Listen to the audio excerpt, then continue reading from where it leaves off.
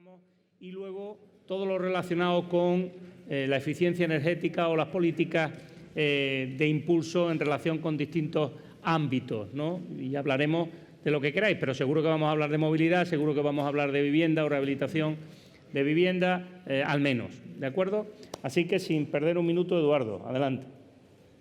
Muy bien, pues gracias, Juan. Y bueno, me han pedido un poco la introducción sobre la iniciativa de la Comisión Europea del Green Deal. La nueva comisión, ya saben que han marcado una serie de misiones clave y una de las, digamos, que más mediáticamente se ha conocido es el nuevo Pacto Verde, que pretendemos a nivel europeo que marque como una especie de seña de identidad de lo que debe ser el desarrollo de la Unión Europea en estos años. La Comisión, la presidenta ha nombrado un vicepresidente para esta misión, que es, lo conocéis, Timmermans. Entonces, entre las responsabilidades y un poco lo que voy a describir cuáles son las líneas clave que marca lo que es el Green Deal. El Green Deal tiene dentro de estos 5 años la obligación de hacer una serie de hitos y uno de ellos ya se ha producido. De alguna manera ya se ha sacado el borrador de lo que se llamaba una ley del clima para Europa, cuyo borrador ha aparecido y que, bueno, en definitiva, lo que se llama esa ley, que todavía no se sabe cuál va a ser el instrumento jurídico, porque puede ser no una directiva, seguramente será una decisión o algún otro instrumento regulatorio, pues lo que va de alguna manera, y ya ha salido el borrador, es a fijar el objetivo de neutralidad climática 2050.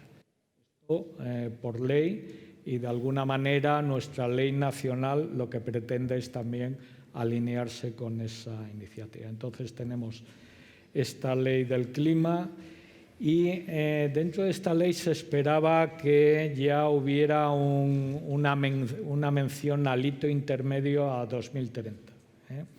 Como saben, a 2030 ahora mismo la Unión Europea tiene la obligación de reducir el 40% de las emisiones que tenía en el año 90.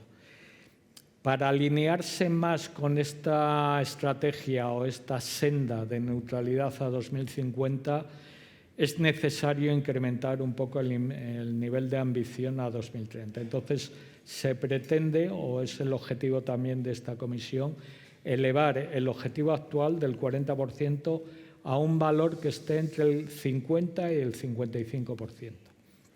¿Eso qué va a obligar? Pues de adoptar este nuevo objetivo, que la Comisión está hablando de sacar este tema en octubre de este año, habría que revisar toda la serie de directivas y regulaciones que ahora tenemos en marcha y en vigor y adaptarlos a este nuevo objetivo del 50-55% de reducciones. ¿Qué implica? La Directiva de Eficiencia Energética, la Directiva de los objetivos que afectan a las energías renovables, las regulaciones del CO2 de los vehículos, que habrá que revisarlo forzosamente el año que viene. Es decir, va a haber que retocar muchas directivas y regulaciones acorde con este nuevo objetivo. ¿Qué más temas tiene el Green Deal incluidos? Bueno, pues de alguna manera el extender el sistema del comercio de derechos de emisiones, que ustedes saben que afectan a lo que es a la industria intensiva, que es más o menos el 40% de las emisiones, pues se trata de las instalaciones y los sectores que están incluidos, ampliarlo, para incluir más sectores y más tipologías de instalaciones. Se trataría también se habla también de empezar a meter más obligaciones a 2 sectores que ahora, digamos, están en una transición entre el comercio de derechos de emisión y lo que son las emisiones difusas, que son el sector de aviación y el sector marítimo. El sector de aviación ahora está en parte incluido en ETS y en parte no. Se trataría de incluirlo en el futuro de una manera más clara. También en el Green Deal está el tema del Fondo de Transición Justa, del cual a nivel nacional saben que también hay una iniciativa paralela a esto.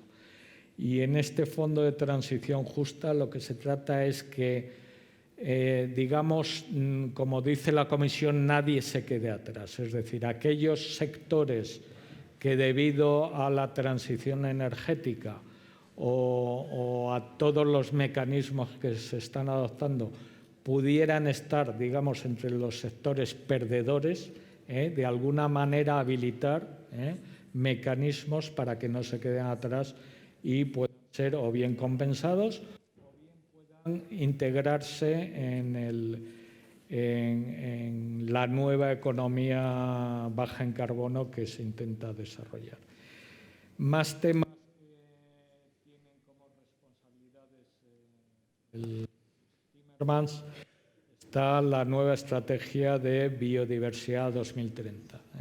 Este es un tema muy delicado porque lo que está detrás de esto es que realmente, debido a la presión económica y a la presión sobre los hábitats, se está hablando incluso de que estamos ya en la sexta extinción, porque estamos hablando de una desaparición de especies que realmente tiene unas dimensiones preocupantes. Se está hablando de que en todo lo que llevamos en la época industrial han desaparecido posiblemente el 60% de las especies que teníamos en el planeta. Es decir, es un tema realmente preocupante. Más temas va a venir, no es solamente reducir a cero las emisiones a 2050 o las pocas que queden puedan ser compensadas con sumideros, sino llegar a contaminación cero. Ese es otro de los objetivos que tiene la Comisión de forma clara. Progresar en todo lo que son temas de economía circular. Y una línea muy interesante que se llama Farm to Fork, que es desde la granja hasta el tenedor, de manera de generar un sistema sostenible de alimentación y saludable que sea compatible con los retos de polución, de economía circular y demás. Con lo cual aquí va a haber también un tema importante de actuaciones en el tema de alimentación saludable. Más temas interesantes es la posible revisión de la Directiva de Fiscalidad de la Energía, y esto es un tema que lleva muchos años debatiéndose. Es decir, ahora mismo tenemos una serie, digamos, de tasas, impuestos a la energía con unos mínimos marcadas por una directiva que va a haber que revisar. Y se trata de revisar este tema de acuerdo, ya discriminando qué fuentes de energía producen otras contaminaciones y otros impactos y qué fuentes no. De manera que esto hay que meterlo en la ecuación. Se va también posiblemente a considerar una tasa de carbono en frontera, y esto va asociado con un tema que igual ustedes conocen, que es el carbon leakage, es decir, todas las industrias e instalaciones que están en el comercio de derechos de emisión reciben una asignación gratuita para protegerlos de la posible deslocalización de estas industrias. Otra forma de atacar este problema es que para mantener ese equilibrio entre los que fabrican fuera y los que fabrican en Europa, es que los que fabrican fuera y no tengan los niveles de estándar ambientales tengan que pagar en frontera si quieren importar esos productos a Europa. Y entonces este va a ser un tema muy importante porque esto condiciona las políticas a largo plazo de neutralidad a 2050. Ustedes pueden entender que la industria se siente amenazada cuando tiene que competir con China, con otros entornos donde no tienen los niveles ambientales que tenemos aquí. La manera de proteger es, por una parte, por supuesto, asignación gratuita de derechos, pero por otra parte, la importación de productos tendrán que pagar si no tienen los mismos estándares de reducción de emisiones. Y bueno, yo creo que aquí hemos dado un poco las líneas maestras de lo que viene detrás del European Green Deal, que es realmente una seña de identidad de la nueva Europa y es un proyecto realmente muy ambicioso de lo que quiere ser Europa en el futuro. Y yo creo que ya has cedido un poco más, pero has situado muy bien, Eduardo, los temas, y luego ya, si en el debate pues hay que o quieren profundizar los compañeros en alguno de ellos, pues lo haremos así. A continuación, Pedro. Pedro Prieto tiene la palabra. Muy bien, muchas gracias. Como ha dicho antes Eduardo, el objetivo es llegar a una economía climáticamente neutra en el 2050. Y esto significa modificar algo que está en la base de cualquier economía, que es el sistema energético, y en particular el subsistema eléctrico. Y cuando hablamos de sistema energético parece que nos estamos refiriendo solamente a las grandes compañías de generación. Estamos hablando de nosotros, estamos hablando de nosotros como usuarios de ese sistema energético, estamos hablando también de las ciudades como consumidores, es decir, afecta a la gran generación de energía eléctrica, afecta también a la pequeña generación de energía eléctrica que podemos hacer nosotros desde nuestros domicilios o de nuestras empresas, por ejemplo, con instalaciones fotovoltaicas, afecta a la red de transporte y distribución y nos afecta sobre todo a nosotros como usuarios finales, y en el caso del ayuntamiento, como usuario final de energía para los edificios, para la movilidad o para las infraestructuras municipales, como puede ser el alumbrado público o el ciclo de agua o cualquier otra, ¿no? La hoja de ruta que tenemos en España, que viene obligada por las directivas de eficiencia energética, de renovables, de gobernanza, establece dos documentos que están ya elaborados. Uno es una estrategia a largo plazo al 2050, es decir, tenemos 3 décadas de trabajo por delante, y un plan de acción a 10 años vista, al 2030. Este plan de acción es un plan que está en información pública en este momento y que pues, diseña todas las medidas concretas en todos los sectores de actividad, generación, transporte, distribución y en todos los usos finales, industria, transporte, residencial, servicios, etc. Y están contenidas todas las medidas. En líneas generales, ¿cómo afecta o cuál es el diseño para cada una de las partes de la cadena del sistema energético? Pues en gran generación lo que se trata es de conseguir una generación limpia a un porcentaje muy elevado. En este momento el 38% de la energía que se genera en España es energía renovable a nivel peninsular. A nivel insular el hierro es la que más porcentaje de generación tiene, un 52%, que es porque tiene un sistema hidroeólico especial, y en cualquier caso tenemos que elevar esa contribución de renovables en el sistema energético, pues como veis, eliminando el carbón, reduciendo la energía nuclear y dando paso a otras energías menos contaminantes. En segundo lugar, esta gran generación también nos afecta a nosotros, es decir, nosotros también podemos ser generadores. Hoy día los precios que tiene las instalaciones de energía solar fotovoltaica nos permiten también ser generadores a nivel local, a nivel de usuario final. Por lo tanto, también nos podemos convertir en generadores. Por ejemplo, si tenemos en cuenta que hay en nuestro país como 17 millones de primeras viviendas y esos 5 millones de primeras viviendas, 5 son viviendas unifamiliares aisladas que cuentan con un tejado, ¿qué pasaría si un porcentaje importante de esas viviendas generaran esa energía, la utilizaran y la acumularan? Pues algo cambiaría y esto afectaría realmente de una forma importante a este sistema energético que tenemos ahora mismo, ¿no?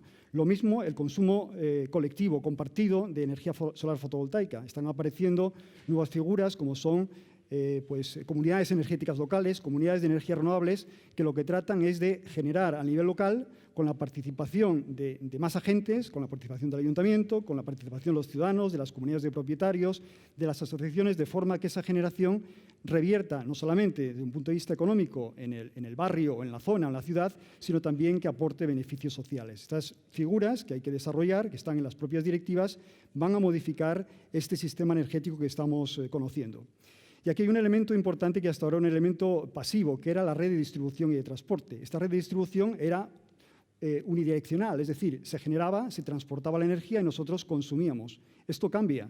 En el momento que nosotros también somos consumidores, generadores, que nuestras ciudades son también generadoras, el flujo de energía se puede invertir, puede ser multidireccional. Es decir, vamos a recibir energía de la generación a través de la red, pero nosotros, cuando generemos nuestra energía, también la vamos a poder verter, cuando la necesitemos, la vamos a poder compartir con los vecinos o con otros barrios o con otros edificios y, por lo tanto, vamos a tener una participación activa, vamos a pasar de ser consumidores pasivos a ser lo que llaman prosumidores, productores y consumidores. Por lo tanto, esto va a cambiar. Y, además, hay un elemento que lo facilita, que son las tecnologías de la información y comunicación, porque este mercado en el que se va a convertir la red requiere información. Tenemos que saber cuándo tenemos que verter, cuándo nos interesa comprar, cuándo nos interesa verter, y esto nos lo va a proporcionar estas tecnologías que están ya disponibles y, por lo tanto, podemos ser, en estas redes inteligentes que se tienen que configurar, pues consumidores también, como digo, activos, nuevo papel.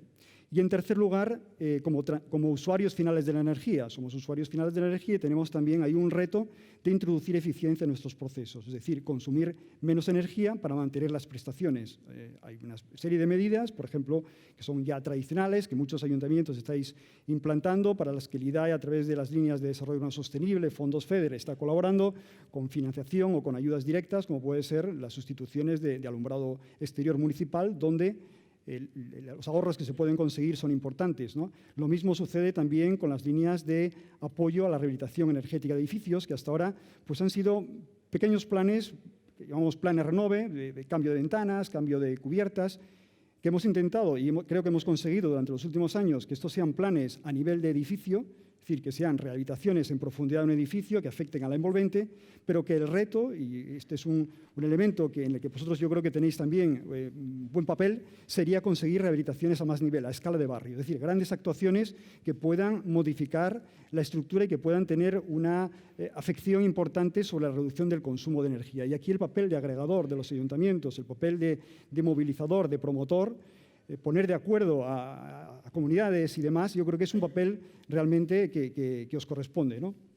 Y otro papel, uniéndolo también con el tema del Pacto Verde, es que este Pacto Verde, que es un pacto transnacional, también se tiene que llevar a nivel de ciudad. Es decir, esto no son acciones individuales, tiene que haber un acuerdo con los ciudadanos se tienen que implicar y yo creo que aquí también vosotros tenéis un papel. Me gustaría tocar, un poco para terminar, el tema de la movilidad, porque es cierto que las infraestructuras o la edificación son importantes, pero yo creo que el reto y la parte más difícil es la movilidad. En este momento el consumo de energía, el consumo final de la energía es en un 42% consumo de energía en el transporte, del que el 18% es consumo del automóvil, ¿no? No sé si nos damos cuenta que en nuestras viviendas el 50% de la energía que consumimos es por movilidad. Es decir, normalmente pensamos que nuestra factura energética es la factura de la calefacción, del agua caliente sanitaria, pero si hacemos los números, el 50% pues, es el transporte público o el vehículo. Por lo tanto, esto es un elemento en el que también tenemos que intervenir individualmente y también, lógicamente, colectivamente. Tenemos una dependencia muy importante de productos petrolíferos, en un 90 y tantos %, y aquí la solución de la electrificación no va a ser tan sencilla, porque en este momento solamente un 1,2% de la energía que consumimos en el sector transporte es energía eléctrica, y esto va a costar incrementarlo, ¿no? Porque bueno, pues podemos electrificar ferrocarril, tranvía, metro, etcétera, pero en muchos casos esto no va a ser difícil. Por lo tanto, tenemos que adoptar medidas que afectan, por un lado, a la demanda, es decir, reducir la demanda de movilidad o utilizar, si tenemos que movernos, aquellos medios de transporte que sean menos contaminantes y, por otra parte, transformar también nuestro parque de vehículos. En la parte de demanda, es decir, en la reducción de la movilidad, pues interviene también el ayuntamiento de una forma importante y las empresas. ¿Cómo? Pues en este momento hay empresas que ya están promoviendo el teletrabajo. Es decir, un día a la semana el trabajador puede optar por trabajar en su casa. Esto es un 20% de reducción, es uno de cada 5 días, un 20% de reducción de movilidad y de reducción de la contaminación. La videoconferencia, podemos reducir, digamos, nuestros viajes y a veces pues yo creo que no lo hacemos. Utilizar modos de transporte que no necesitan energía, caminar, ir a pie, bicicleta, o utilizar modos de transporte colectivos, transporte público. Y aquí se abre un elemento muy importante y crítico, que es la financiación del transporte público, que en este momento yo creo que es una asignatura pendiente. Es cierto, yo antes escuchaba, no sé si se refería exactamente a esta cuestión, me parece que era Montilla. Yo creo que se refería a la Ley General de Presupuestos, a una partida de 51 millones que está dirigida a subvenciones a la administración local. Es una partida, lógicamente, insuficiente y, por supuesto, con esta partida no vamos a poder acometer actuaciones de renovación del transporte público. Tengo que aclarar que no es una partida del IDAE. El IDAE lo único que interviene en esa partida es estableciendo una serie de indicadores que tienen que cumplir los ayuntamientos para alcanzar un 5% del presupuesto. Y esto yo creo que es el problema. Es decir, el presupuesto no se reparte globalmente con criterios ambientales, sino de otro tipo. Solamente un 5% se hace utilizando criterios, por ejemplo, vehículos eléctricos en flota, vehículos híbridos, cursos de conducción eficiente. Es decir, creo que esto habría que cambiarlo y habría que multiplicar por varias cifras esos 50 millones para conseguir una financiación activa del transporte público municipal y vincularlo también a indicadores eficientes, ¿no? El ayuntamiento también puede forzar el cambio modal, como antes alguna persona que intervenía comentaba, pues generando zonas de bajas emisiones. Esta es una de las medidas que el PNIEC pues, establece como importantes, ¿no? Luego también el uso más eficiente de los medios de transporte. Un clásico son los cursos de conducción eficiente. Cursos de conducción eficiente sobre todo dirigidos a conductores profesionales de flotas de público. Tenemos experiencia de que conducir eficientemente ahorra un 10%, incluso en aquellos conductores que son más avezados y que pensamos que no pueden ahorrar, ¿no? Hay otra serie de ayudas tecnológicas, GPS, que pueden gestionar pues, nuestras rutas. En futuro también probablemente autónomo. Y en lo que se refiere a las flotas y a las flotas de transporte público, aquí creo que hay también que repensar un poco las líneas y los recorridos y rediseñar estos recorridos con un criterio más racional, ¿no? Yo entiendo que esto es también complicado porque son líneas históricas y que cada vez haces un movimiento, pues hay gente afectada que protesta. Pero yo creo que tenemos tecnología suficiente como para poder rediseñar esto. Yo creo que todos recordamos que en los autobuses públicos, como a veces una persona se sentaba atrás con una libreta apuntando cuántas personas subían, cuántas bajaban, para poder, digamos, analizar la demanda. Hoy día se puede hacer un análisis del flujo a través de los móviles, ¿no? Y te puedes establecer perfectamente a qué horas, durante cuántas personas suben, cuántas personas utilizan el servicio, y en aquellos ayuntamientos donde esto se ha llevado ha habido unos resultados muy interesantes, tanto en la mejora de la gestión como en los resultados energéticos. Otro importante en las ciudades es el reparto de mercancías. Hoy día, con todo el comercio electrónico, esto se ha incrementado. Nos encontramos pues, con un incremento de movimientos, de movilidades, muchas veces pues, para transportar pequeños bultos, pequeñas cosas que generan también un consumo de energía importante, ¿no? Esto desde el punto de vista de la demanda, desde el punto de vista de lo que es la transformación, del cambio de motorizaciones, diésel, gasolinas, a otro tipo de soluciones menos contaminantes, como pueden ser las eléctricas o más eficientes, pues también aquí tenemos mucho por hacer, ¿no? Porque la media del parque son 12 años. Sabemos que el 40% de los vehículos, el 42% de los vehículos que no tienen etiquetado energético contaminan el 70%. Y, por lo tanto, son vehículos, además con una media de antigüedad de 17 años, por lo tanto, estos vehículos hay que retirarlos del parque. Pero, claro, ¿quién mantiene un vehículo de 17 años? Pues normalmente son personas que no es que no aspiren a tener un vehículo más eficiente, sino que probablemente no lo pueden cambiar, ¿no? Y esto es evidente también en el caso del reparto, ¿no? El reparto está dirigido muchas veces o llevado por autónomos que tienen unos márgenes también muy pequeños y que probablemente tampoco pueden producir una renovación o cambiar de los vehículos que tienen, ¿no? Por lo tanto, aquí hay que buscar soluciones pues, que pasen por la fiscalidad, acuerdos con fabricantes para llevar a cabo compras masivas en condiciones más favorables, etcétera, ¿no? Y por último, el vehículo eléctrico, que también ha sido pues, aquí muy comentado. Pues hay un objetivo muy ambicioso de 5 millones de vehículos eléctricos al 2030.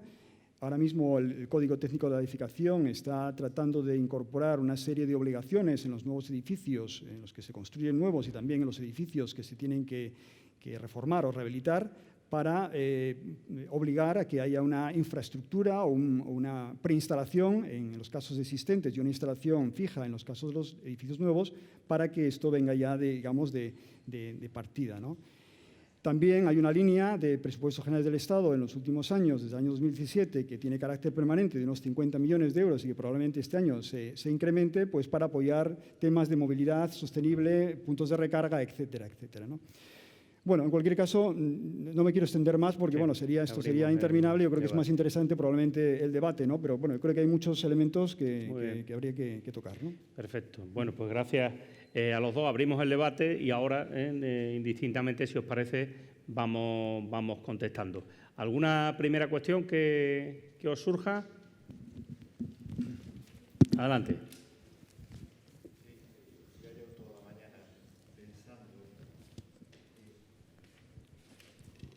Es para cualquiera de ustedes. Yo creo que hace falta un grandísimo cambio, que es un cambio del comportamiento de la sociedad en general. Estamos hablando de la movilidad, que casi consume el 50% del consumo energético que provoca la contaminación. Entonces yo estaba aquí apuntando, por ejemplo, si hay realmente conexión e interrelación entre los distintos departamentos, ministerios, consejerías, etcétera, no solo el medio ambiente, sino la del trabajo, la de servicios sociales, etcétera, porque, por ejemplo, cada vez hay más demanda, ¿no?, de gente que necesita la asistencia a domicilio. Claro, eso significa más asistentes a domicilio, más movilidad de esa gente por las carreteras, ¿no? O, por ejemplo, el tema de los horarios de trabajo o la libertad de comercio. O sea, por un lado, estamos viendo ahora con el coronavirus, cuando se paraliza una ciudad, se paraliza la contaminación, porque no hay movilidad, y yo creo que a veces estamos, por un lado, legislando en determinados aspectos que permiten muchísima movilidad, porque el comportamiento humano, yo si tengo un comercio que me abre hasta las 12 de la noche, me voy a dirigir a ese comercio hasta las 12 de la noche. O en el tema del transporte urbano en una ciudad, cada vez demandan más horarios o frecuencias los autobuses. Cuantas más frecuencias, más se mueven los autobuses, más contaminación. ¿Hay algún debate abierto sobre cambiar realmente los comportamientos de la gente en ese aspecto?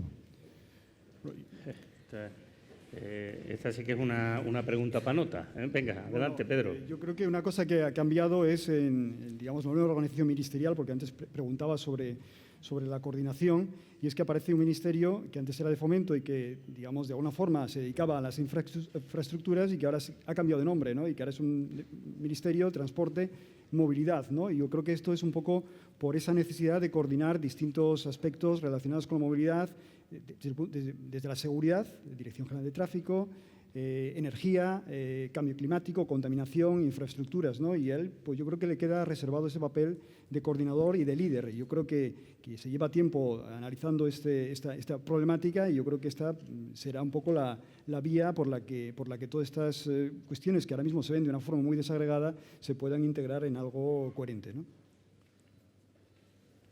Lo cierto y verdad es que al final esto nos lleva a plantear estrategias integrales, como tú decías, ¿no?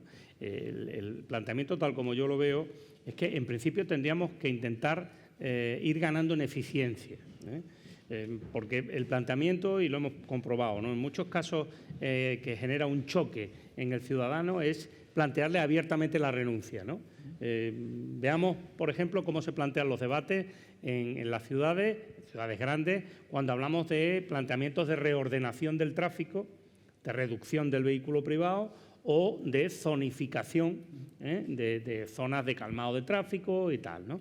De entrada, bueno, dos posicionamientos: el concienciado, que entiende qué es lo que toca, y el que entiende que le están poniendo vallas, coto a su autonomía. Y ahí ya tenemos planteamientos que además luego se empiezan a mezclar en el ámbito político, entre el que gobierna y el que está en la oposición, y que sabe que a poco que agite un poco el tema le van a salir evidentemente los defensores y los detractores, ¿no? Entonces, en ese sentido es en el que yo decía antes que esos son cambios sociales profundos que requieren, sin duda, de grandes acuerdos. Entonces, yo creo que debemos ir de forma más rápida, sin duda, pero ordenada.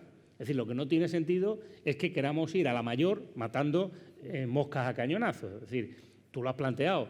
De entrada deberíamos de plantear conciliaciones mejores en horarios de trabajo, etcétera, que permitieran ordenar los flujos de vehículos tal.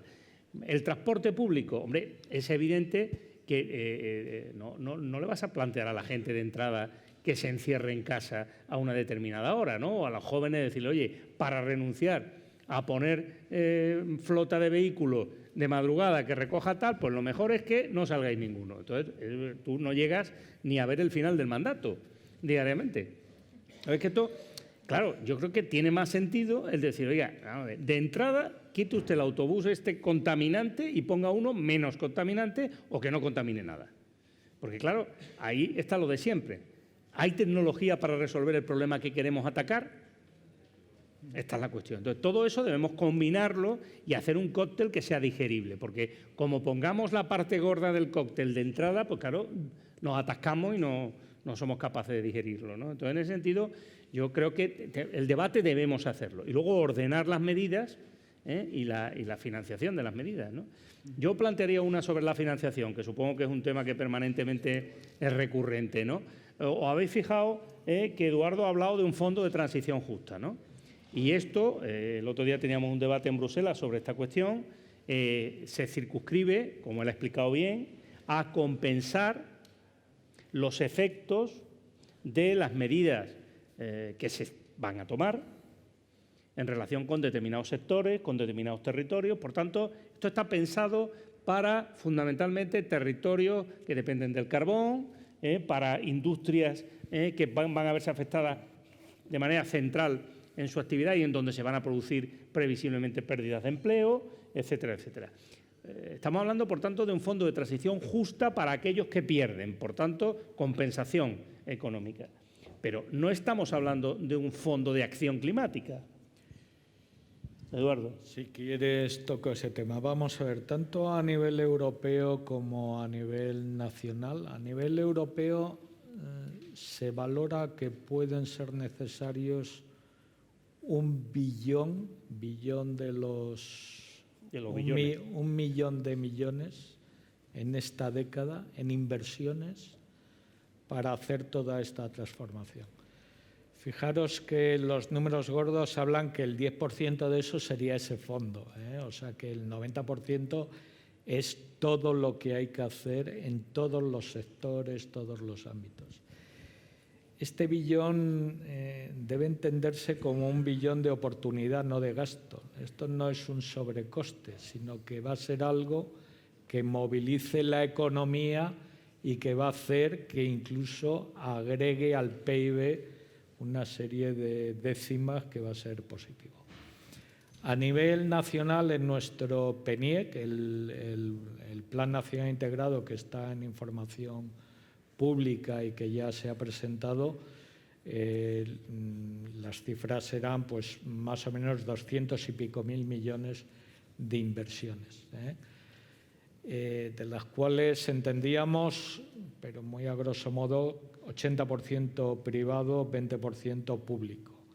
Dentro de este 20% público, aquí estábamos metiendo fondos europeos que ya tienen o tienen que tener una obligación de un 25% al menos orientados a temas de economía baja en carbono y hay que meter luego todos los dineros de las administraciones públicas ahí y hay que sumar pues, posibles ayudas también, orientación del Banco Europeo de Inversiones y de otros bancos de inversiones. Con lo cual, aquí parece que el tema financiación, pues parece que puede haber los flujos necesarios de dinero para que esto se produzca.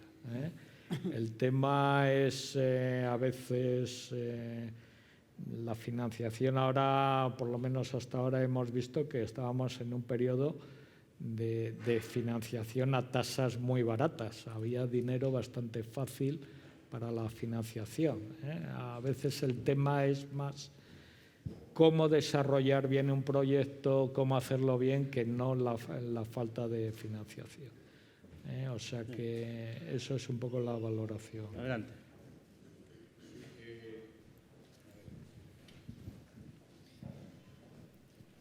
Hablando de financiación, que me preocuparía en el sentido de que no sé si, por ejemplo, un municipio de mis características podría ser un municipio, digamos, como una zona de experimento, ¿no? Tenemos 800 empresas de logística, por tanto, un sector de transporte, de camiones impresionante, que hace toda la logística del arco mediterráneo junto a la meseta, ¿no? Y por tanto somos una zona, pues está el Puerto de Valencia también, y nos preocupa mucho esa transición, porque evidentemente, claro, puede haber fondos de financiación para aquellas zonas que son de carbón, etcétera. Efectivamente, hay que, diríamos, ayudar a que, en fin, no genere una crisis terrible en sus regiones, en sus áreas, pero yo también insistiría en lo que ha dicho Juan, es decir, el Fondo de Transición Ecológica, es decir, ordenar y decir, vamos a ver, la movilidad realmente es un problema que existe en el territorio y en algunos más, porque evidentemente España es un territorio donde el transporte, vamos, es de los principales, el transporte en camión, que es el que más contamina, de los principales de Europa. Estamos en el 3% del tren, de transporte limpio, el 3%, Alemania el 18%, Francia el 12%, y nosotros estamos años luz. Por tanto, en mi cabeza como alcalde me gustaría tener ordenada los fondos, pero vamos a ver, respecto a la movilidad. Estos son los fondos que vamos a hacer en esa transición ecológica para que toda una flota y sus empresarios podamos ser claros dónde tenemos que incidir para ese cambio. Uno, que sería muy importante. En cuanto a la fuente de energía del agua y de la iluminación. Y por tanto, como que mi propuesta sería ordenar porque nosotros de verdad, los municipios están haciendo un esfuerzo importantísimo. Yo, por ejemplo, mi servicio de transporte público es gratuito. Tengo un servicio que se llama Conectametro, que coge toda la ciudad, una apuesta que hicimos presupuestaria, pero porque yo lo he definido así. El Ayuntamiento de Al-Lau tiene otras posiciones y está en otro lío. Y creo que deberíamos ordenar en el sentido de dónde tenemos los fondos de financiación para hacer esa transición clara y concisa para los ayuntamientos. Y por preferencias. Esto 1, esto 2, esto 3. 1. Y después hay una cosa muy importante también. Hay muchos ayuntamientos que tienen las cuentas muy saneadas. Y hay que insistir, Juan, como has dicho antes, en que somos mayores. Y por tanto tendrán que dejarnos gastarnos el dinero allá donde, primero, en base a unos criterios únicos, podamos hacer esa transición ecológica ordenada y dos, con fondos propios también. Es decir, que estamos ahora ciertamente secuestrados. Por tanto, tenemos dos problemas que yo creo que quería incidir con lo que ha dicho Juan, que eran importantes. Muy bien. Adelante, vicealcalde. Buenos días, soy vicealcalde de Albacete. Espero, alcalde, si el pacto sigue en su condición el próximo año, que ojalá sea así. A Germán, la verdad es que lo de la tasa en frontera me suena muy bien. Me suena también como que Europa tenía que haber planteado incluso antes este asunto, ¿no? Porque quizás no habría ido mejor. Y sobre todo comparto el planteamiento de... No es un problema de financiación, a veces grandes proyectos, sino de manera de planificarlos y de ejecutarlos correctamente.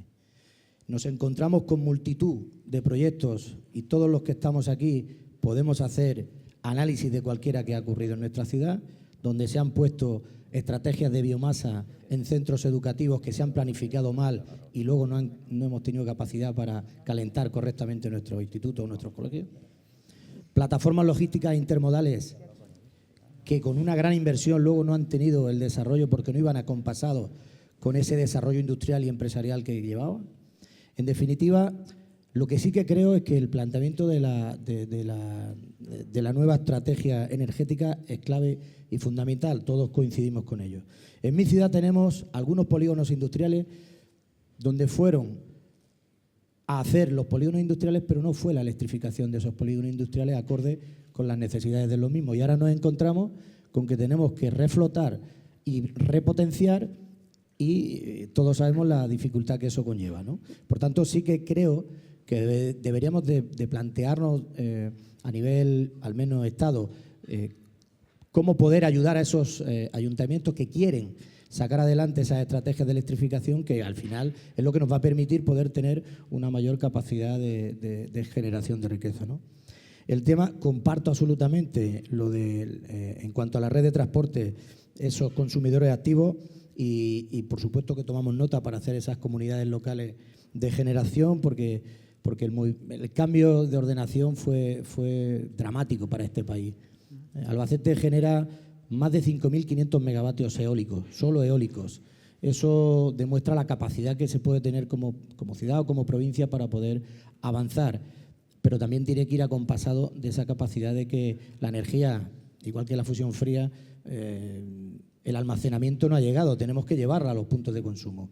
Y nosotros estamos en una estrategia entre el centro y el levante español muy, muy importante para poder acercar a través de la distribución. Y yo creo que ahí Red Eléctrica Española tiene que hacer una apuesta mayor, porque si no, difícilmente podemos llegar a esas ventajas que tenemos. Y solo quiero compartir un proyecto. Vamos un poco a ciegas. Enchúfate con Albacete. Tú vives en Madrid, vas a la playa en verano, tienes que, en un coche eléctrico, hoy tienes que parar sí o sí. Estamos en un proyecto de hacer que Albacete pues sea una ciudad donde está a mitad de camino entre el levante y el centro, te obliga a parar. Bueno, pues ya que paras, te invitamos al Museo de la Cuchillería, que es magnífico, de manera gratuita, y además te damos un plano con todos los restaurantes que hay en la ciudad, ¿no? Por tanto, es cierto que como idea puede ser válida, pero necesitamos conocer la estrategia que tenemos que llevar a cabo para que este tipo de proyectos sean viables, ¿no? Muchas gracias. ¿Más intervenciones? Venga, adelante. Canarias, La Laguna. Bueno, me alegro muchísimo que se esté centrando el debate en la transición energética, que repito, desde mi punto de vista, y creo que coincide mucha gente, es la madre de todas las transiciones. Sin lugar a dudas hay una cuestión que me gustaría introducir, es decir, por mucho que desde las instituciones locales, las instituciones del Estado, se ponga el acento en hacer inversiones como instituciones públicas, yo creo que no vamos a llegar al 2030 a una descarbonización del 40% y mucho menos del 50%, porque la clave está o implicamos a toda la ciudadanía en este proceso o yo creo que estamos perdidos.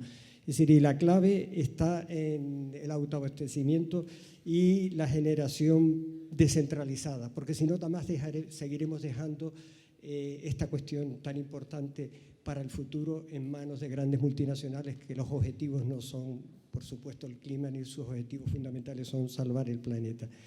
El concepto de transición justa me parece que es la clave, pero no solamente como una transición en la que se hable de buscar fondos para compensar a determinados sectores productivos contaminantes a los que hay que también, pues evidentemente, de una forma justa, pues que no salgan penalizados. Yo creo que esa transición justa también tiene que hablar de la población de a pie que no puede sumarse a este proceso, por ejemplo, en cuanto a la movilidad sostenible, en cuanto a la eficiencia, en cuanto al autoconsumo, porque si no también estaremos creando una brecha. Para poner, se puso el ejemplo de, y disculpen que lo saque porque me parece que es un poco, y creo que hay que puntualizar, el ejemplo del Hierro como una isla que casi se autoabastece de energía. Yo creo que el modelo del Hierro no es el modelo a seguir.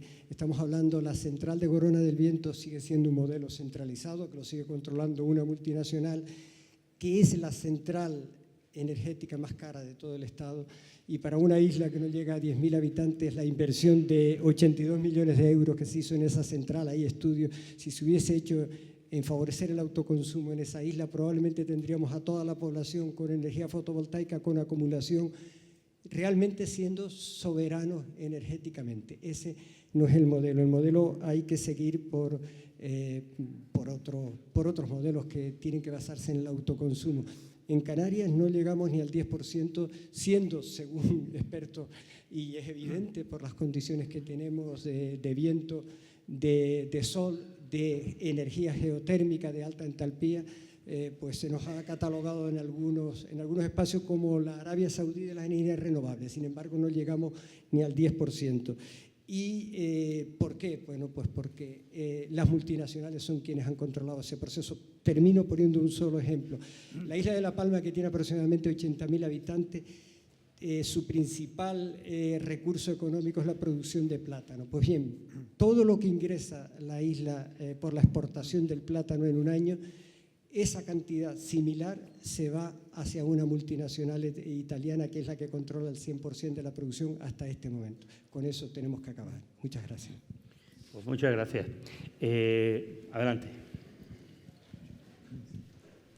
Sí, ¿qué tal? Buenos días de nuevo. A mí me ha gustado mucho, no es tanto una pregunta, sino una reflexión. Me ha gustado mucho en las intervenciones cuando he escuchado hablar de que esto es un pacto ya no solo entre grupos políticos, sino que es un pacto con los ciudadanos. Y yo creo que es importante vincularlo también con que esto es una oportunidad para el tejido económico de nuestras ciudades. Yo creo que hay que aprovechar para esta transición, hay que contar con el tejido económico de nuestras ciudades y hay que contar también con todo ese conocimiento que se alberga muchas veces en nuestras ciudades y que como ayuntamientos vivimos de espaldas a él. Yo pongo un ejemplo.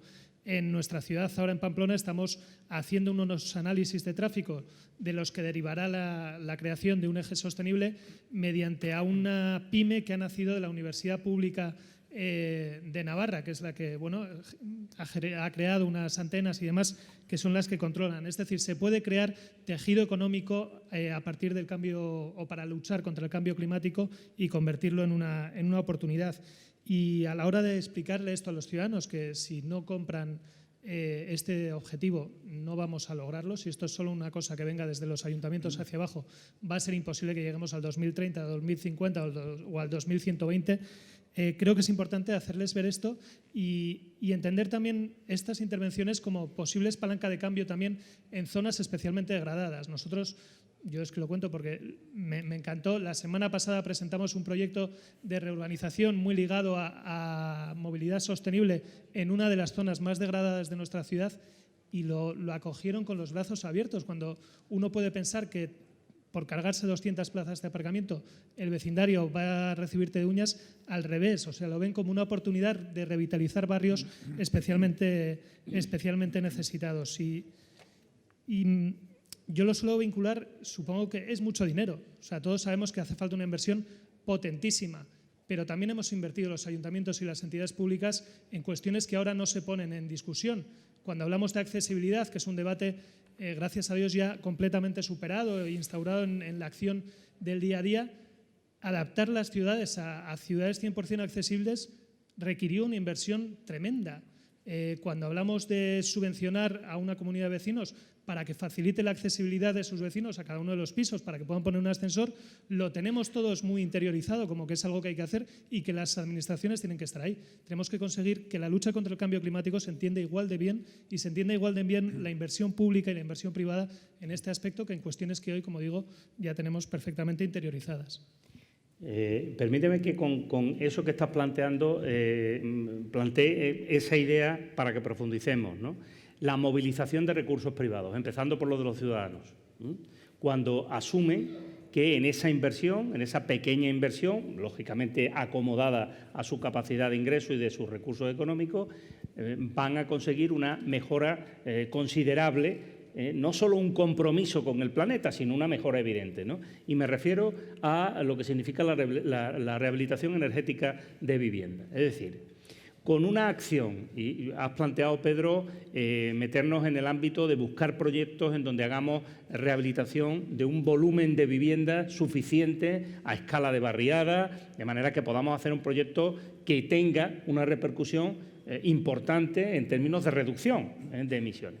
Fijaros, ahí estamos hablando de un planteamiento claro al vecino. Usted va a pagar menos en su factura de la luz. Va a ganar en confort en su vivienda, por tanto, va a incrementar su precio en el mercado. Por tanto, ¿por qué no priorizamos este tipo de medidas respecto a muchas otras? Decía Pedro antes otra cosa muy cierta. Si tenemos tanto que hacer, pues vamos a ver cuál es el euro mejor invertido, el más eficiente. De entre las 40.000 cosas que podemos hacer, lo decías tú también, ¿por qué no ordenamos esto un poco y priorizamos esto un poco? Y está claro que hay dos sectores que son claramente potentes a la hora de decidir si los utilizamos como faros de la reducción de emisiones. Y está claro que uno es el transporte o la movilidad y otro es la vivienda, la gestión de la energía fundamentalmente. Y hay muchísimos más. Pero a mí me sigue faltando el que concretemos a escala europea y luego cada uno de los estados lo convierta en grandes planes, con proyectos a los que subirnos, con escala, con suficiente volumen, en donde pongamos, por cierto, todos recursos. Desde los operadores energéticos que inviertan para futuro tal, hasta el ciudadano privado, pasando por los ayuntamientos y siguiendo por quien corresponda, ¿no? Ese tipo de movilización de recursos, por ejemplo, en rehabilitación energética de viviendas en barrios, con oficinas, en este caso, para poner de acuerdo a las comunidades, que no es fácil, para explicar esto, para articular algo que sea sencillo. ¿Cuántos tenéis procesos o proyectos para la incorporación de ascensores? No veas, para darle a esto ritmo, cuando tomamos la decisión política de apoyar económicamente, de financiar tal, pues aún así cuesta la vida. Y al final la vida nuestra, pues una vida que hay que medir por ejercicios presupuestarios y por mandato, no es una vida larga, ¿no? Esto los resultados se tienen que producir, En 2 años tienes que decir, oye, ¿cuántos ascensores? No sé cuántos. No, yo llevo 8, porque es que esto no veas para poner... No puede ser. Entonces necesitamos una maquinaria potente que al Estado le permita decir... Una plataforma como esta con 332 municipios, chicos, grandes y medianos, a poco que lanzáramos un primer proyecto con un volumen de viviendas razonable, simplemente con que 30, 50 tuvieran un proyecto tipo con unas características concretas, con unas condiciones concretas al ciudadano, al ayuntamiento, al tal, sabemos qué volumen de emisiones estaríamos poniéndonos como objetivo a reducir. Yo creo que eso sería probablemente los euros mejor invertidos que pudiéramos hacer. Hablo de Estado, por supuesto, el primero, el del municipio, ¿no? Y a nivel de transporte, vamos a ver, si parece evidente que empezamos a aceptar que los cascos históricos, las zonas centrales de las ciudades, debemos de no solo ir a proyectos de calmado de tráfico, de tal, sino sencillamente de reordenación, de evitar el vehículo privado ahí, peatonalizaciones, etcétera y tal, evitamos contaminación, mejoramos calidad del aire, el comercio, pues hay que llevar el transporte público ahí, de alguna manera.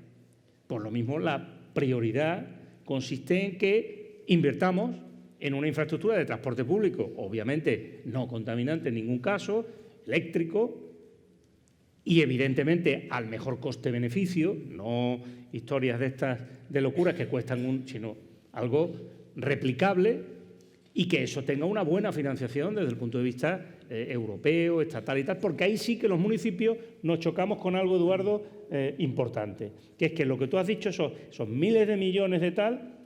A ver, ¿cómo se va a comer eso con los criterios de estabilidad presupuestaria y control del déficit de la propia Unión Europea?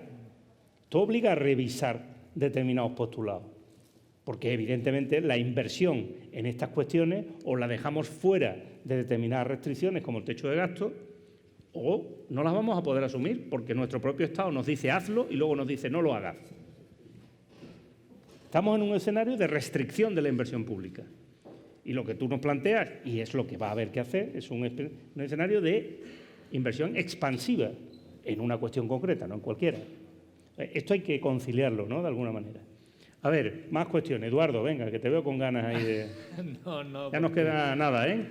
A ver, planteas un tema que es totalmente cierto, ¿eh? O sea, esto hay que...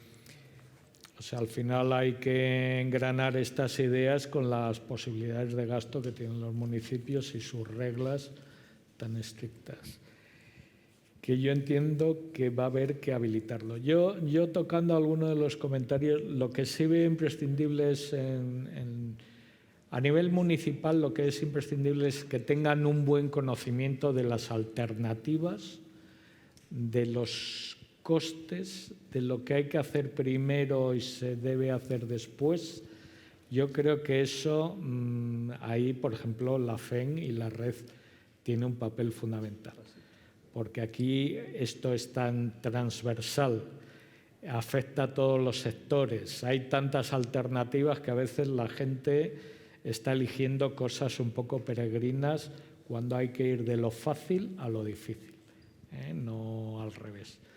Entonces, en eso la generación de conocimiento, de comunicación, de participación, de que haya instituciones, que ya las hay, ya hay agencias en casi todas las comunidades autónomas, agencias de la energía que aconsejan adecuadamente, ¿no? O sea, entonces, yo creo que hay que iniciar este proceso con cabeza y no es que se vaya a tener que hacer todo en 2 años. O sea, tenemos un periodo ahora de 1 década y vamos a tener 2 décadas más, desde el 2030 hasta el 2050, para ir abordando esto de una forma razonable. Entonces yo creo que hemos iniciado el proceso y hay que generar el conocimiento. Las ciudades van a tener que cambiar muchas cosas. Yo creo que Pedro ya lo decía, uno de los ejes es electrificar el uso final de la energía en las ciudades. Y es que eso implica muchas cosas. Puntos de recarga. Va a haber que hacer obras porque las comunidades de vecinos igual tienen que habilitar potencias que no tienen ahora. La climatización futura a veces no está inventado, es la bomba de calor, es el inverter que ya conocemos ahora. Pero luego hay regulaciones municipales que lógicamente restringen de que se ponga la bomba en la fachada y demás. Todo esto va a haber que buscar las soluciones porque hay que engranar lo que hay que hacer con lo que tenemos ahora y va a haber que cambiar muchos temas. Y muchos de los temas no exigen dinero, es decir, el PNIEC, por ejemplo, proponía un cambio en que es un tema muy ambicioso, pero propone que la movilidad cambie en un 30% en 2030 a modos blandos, o sea, modos de transporte colectivo, la bicicleta o andando y demás, un 30%, eso es mucho en 1 década. Pero eso si se consigue, que eso era el tema de concienciación que yo creo comentabas tú, va a haber que cambiar también los modos de conducta de los ciudadanos. Y va a hacer que abandonen a veces el coche en itinerarios que no tienen ningún sentido. Hay ciudades que en 15 minutos te sales de la ciudad andando, o sea que no tiene sentido coger en muchos sitios. Bueno, todo esto es una transición, como dice la palabra, y yo creo que hay que empezar a dar el primer pasito, luego el segundo y luego el tercero. Pedro, pues cierras tú. Pues voy a terminar con un par de anécdotas o de casos concretos, uno de rehabilitación y otro de movilidad y que además afecta a tu ayuntamiento concreto. Me acabo de acordar ahora mismo. El tema de movilidad, el tema de rehabilitación. Cuando nosotros gestionamos, sabéis que gestionamos una línea importante de ayudas de casi 400 millones en los últimos años para rehabilitar edificios de viviendas. Y siempre nos preguntamos, oye, ¿por qué en esta ciudad se están produciendo tantas solicitudes? Hay determinadas ciudades que no sabemos por qué, pues empezamos a recibir pues una cantidad enorme y se nota que se está gestionando allí una actividad económica también muy importante. Y cuando analizas un poco esto en profundidad, siempre te encuentras detrás, hay un ayuntamiento que tiene una ordenanza que está creando una cultura, siempre no es la iniciativa privada, sino es siempre detrás un ayuntamiento que es capaz de aglutinar, de generar esta cultura, ¿no? Y el segundo, que es movilidad y está relacionado también con la fiscalidad, porque yo creo que también la fiscalidad es una palanca muy, muy importante y además se refiere al Ayuntamiento de Sevilla. Hace poco organizamos en el IDAE una jornada para presentar planes de transporte al trabajo. Y bueno, pues invitamos a varias empresas que los estaban aplicando, ¿no? con bastante éxito. Y había una empresa que era de Sevilla, una empresa importante, y ahí estaba el director de operaciones, el director técnico, que nos contaba que ellos habían implantado el plan de transporte al trabajo no porque hubiera surgido como una iniciativa de las direcciones técnicas o medioambientales de la empresa, sino de la dirección económica, que era un poco sorprendente. ¿Y por qué había sido? Porque habían descubierto que el Ayuntamiento de Sevilla tenía una bonificación fiscal para hacer planes de transporte al trabajo, ¿no? Probablemente muchas veces nos estamos dirigiendo siempre a los técnicos, a los arquitectos y a veces no estamos utilizando el lenguaje que los que toman decisiones, que son los economistas o los departamentos económicos, no entienden, ¿no? Entonces, bueno, pues yo creo que la fiscalidad en muchos aspectos es un inductor muy, muy potente, que vosotros tenéis en vuestras manos herramientas, además a largo plazo, ¿no? Porque generan pues un escenario estable, predecible, y esto a las empresas les da mucha seguridad, ¿no? Bueno, pues creo que hemos concluido en tiempo y forma. Casi os vamos a invitar, Eduardo y Pedro, a que os hagáis fijos ya a las reuniones de la red, porque creo que los temas que hoy hemos, de alguna manera, esbozado, pues van a ser puntos fijos siempre en esta cuestión. Intentaremos estructurar en las reuniones para no hablar de todo y no poder profundizar a lo mejor todo lo que nos apetecería. Pero bueno, en cualquier caso, hoy se trataba de constituir la nueva asamblea de la red, de arrancar, de ver un poco cómo está en la temperatura del ambiente, está calentita, ¿eh? Sí. Y por tanto empezar a conocernos, así que desearos bueno, pues que tengamos un mandato todos bueno, fructífero, que en esto del clima también pongamos todos nuestro granito de arena y bueno, pues desearos una buena vuelta a casa, exenta de riesgos. Ya me habéis entendido todos perfectamente. Así que muchísimas gracias por vuestra asistencia.